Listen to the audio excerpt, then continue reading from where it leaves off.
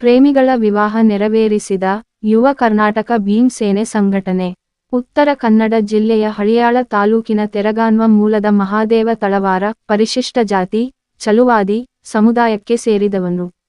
ವಯಸ್ಸು 30. ಅದೇ ಊರಿನ ಅಂಕಿತಾ ಬಾಕಪ್ಪನವರ ಮಾರಾಟ ಸಮುದಾಯಕ್ಕೆ ಸೇರಿದ ಹೆಣ್ಣುಮಗಳು ವಯಸ್ಸು 20. ಸುಮಾರು 1 ರಿಂದ 2 ವರ್ಷಗಳಿಂದ ಪರಸ್ಪರ ಪ್ರೀತಿಸುತ್ತಿದ್ದರು. ಈ ವಿಚಾರ ಮನೆಯಲ್ಲಿ ಅಂಕಿತಾ ಮನೆಯಲ್ಲಿ ತಿಳಿಸಿದಾಗ ದಲಿತ ಸಮುದಾಯದ ಸೇರಿದವ ಮಹಾದೇವ ತಳವಾರ ಜೊತೆ ಮದುವೆ ಮಾಡಿಸಲು ಸಾಧ್ಯವೇ ಇಲ್ಲ ಎಂದು ಮನೆಯಲ್ಲಿ ತೀವ್ರ ವಿರೋಧವಾಗಿದ್ದರಿಂದ ಇಬ್ಬರೂ ಮಾತನಾಡಿಕೊಂಡು ಸುಮಾರು 3 ದಿನಗಳಿಂದ ಇಬ್ಬರೂ ಮನೆ ಬಿಟ್ಟು ಹೊರಗೆ ಬಂದು ನಮ್ಮ ಸಂಘಟನೆಯಿಂದ ಈ ವಿವಾಹ ನಡೆಸಿಕೊಡುವಂತೆ ವಿನಂತಿಸುತ್ತಿದ್ದರು. ಆವಾಗ ಶಾಲಾ ದಾಖಲಾತಿಗಳನ್ನು, ಆಧಾರ್ ಕಾರ್ಡ್ ಪರಿಶೀಲಿಸಿ ವಯಸ್ಕರ ಇರುವುದರಿಂದ 9ನೇ ಬಾರಿಗೆ ನಮ್ಮ ಸಂಘಟನೆಯಿಂದ ಬೆಳಗಾವಿಯ ಜಿಲ್ಲೆಯ ಡಾ. ಬಾಬಾ ಸಾಹೇಬ ಅಂಬೇಡ್ಕರ್ ರವರ ಪ್ರತಿಮೆಗೆ ಮಾಲಾರ್ಪಣೆ ಮಾಡಿ ನಮಸ್ಕರಿಸಿ, ಯುವ ಪ್ರೇಮಿಗಳು ಒಬ್ಬರಿಗೊಬ್ಬರು ಪರಸ್ಪರ ಹಾರ ಬದಲಾಯಿಸಿ ದಾಂಪತ್ಯ ಜೀವನಕ್ಕೆ ಕಾಲಿಟ್ಟರು.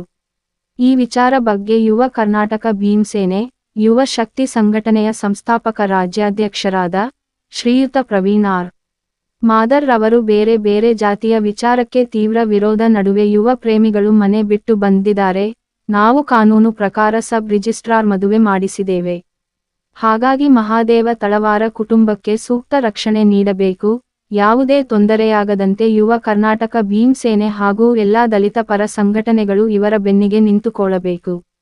ಸದರಿ ಉತ್ತರ ಕನ್ನಡ ಜಿಲ್ಲೆಯ ವರಿಷ್ಠ ಅಧಿಕಾರಿ ಪೊಲೀಸ್ ಇಲಾಖೆ ಹಾಗೂ ಹಳಿಯಾಳ ಠಾಣೆಯಿಂದ ರಕ್ಷಣೆ ನೀಡಬೇಕೆಂದು ಮಾಧ್ಯಮ ಮುಂದೆ ಮಾತನಾಡಿ ವಿನಂತಿಸಿದರು. ಈ ಸಂದರ್ಭದಲ್ಲಿ ಯುವ ಕರ್ನಾಟಕ ಭೀಮಸೇನೆಯ ರಾಜ್ಯ ಉಪಾಧ್ಯಕ್ಷರಾದ ಶ್ರೀ ಅಕ್ಷಯ ಕೆ.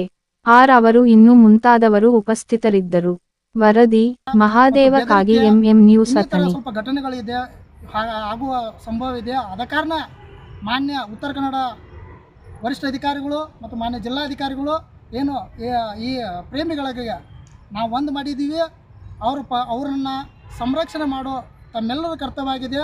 ಹಾಗೆ ಹಳಿಯಾಳ ಸ್ಟೇಷನ್ ಪೊಲೀಸ್ ಸ್ಟೇಷನ್ ಏನು ವ್ಯಾಪ್ತಿಗೆ ಬರುತ್ತೆ, ಇವ್ರ ಮೇಲೆ ಕೆಲವೊಂದು ಏನು ಪ್ರಕರಣ ದಾಖಲಾಗಿದೆ ಅಂತ ನಂಗೆ ಮೂಲ ಮಾಹಿತಿಗಳು ಬಂದಿದೆ. ಅದನ್ನು ಕೂಡ ವಜಾ ಮಾಡಬೇಕಂತ ನಾವು ವಿನಂತಿ ಮಾಡ್ಕೋದ್ರೆ, ಇಡೀ ರಾಜ್ಯಾದ್ಯಂತ ಯುವ ಕರ್ನಾಟಕ ಭೀಮಸೇನೆ ಮತ್ತು ಎಲ್ಲ ನಮ್ಮ ದಲಿತ ಪರ ಸಂಘಟನೆಗಳು ಕಾರ್ಯಕರ್ತರು ಈ ಪ್ರೇಮಿಗಳಿಗೆ ಸಪೋರ್ಟ್ ಮಾಡಬೇಕು ಅಂತ ನಾನು ವಿನಂತಿ ಮಾಡ್ಕೊತಾ ಇದ್ದೀನಿ. ನನ್ನ ಮಾತಿಗೆ ಜೈ ಭೀಮ್. ಆಯ್ತಮ್ಮ, ಫೋಟೋ